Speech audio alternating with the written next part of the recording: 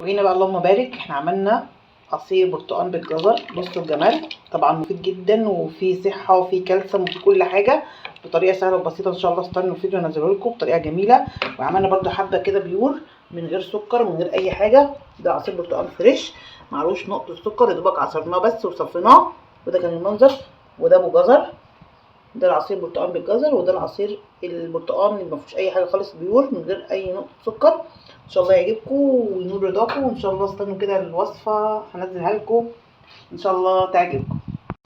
وهنا بقى نقول بسم الله الرحمن الرحيم. احنا عصرنا الجزر بتاعنا، انا كنت جايبه حوالي كيلو وربع جزر على حوالي 5 كيلو، يعني قولي 4 كيلو عشان في كيلو انا عملته كده لوحده بيور من غير سكر ومن غير اي حاجه. قولي حوالي 4 كيلو يعني هنحط عليه الجزر بس. كان تمام وحلو و100 فل و14. حابه تزودي حابه تنقصي بتاعتك انت، لكن الجزر على البرتقال الصراحه بيبقى طعمه تحفه ومغذي ومفيد وكل حاجه.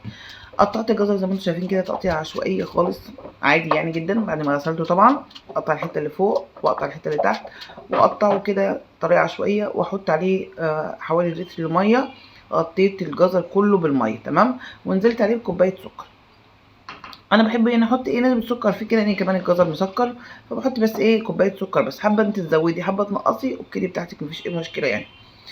وهنا الجزر خلاص كان بيتسلق سيبته خالص. طبعا في ناس عندها مثلا مكن اللي هي بتاع العصير او الكلام ده كله، ممكن ما تعصرش بقى ما تسلقش الجزر وتعصره على طول، لكن انا طبعا ما عنديش فاتصرفت. وعندي هنا برتقال حوالي 5 كيلو قطعته عادي جدا.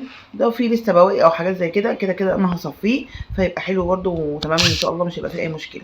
وهنا الكبه بتاعتي قطعت وعصرت، ما حطيتش نقطه ميه فيه خالص، كان فريش كله ما فيهوش نقطه ميه زي ما انتم شايفين.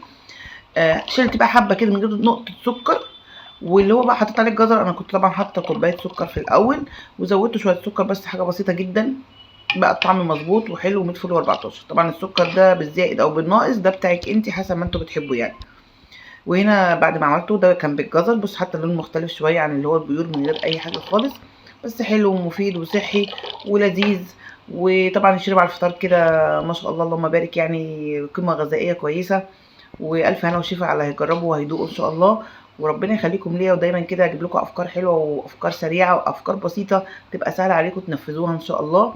ودايما مع بعض لحد اخر العمر، وانتظرونا في الفيديو الجديد ان شاء الله. احلى اخوات.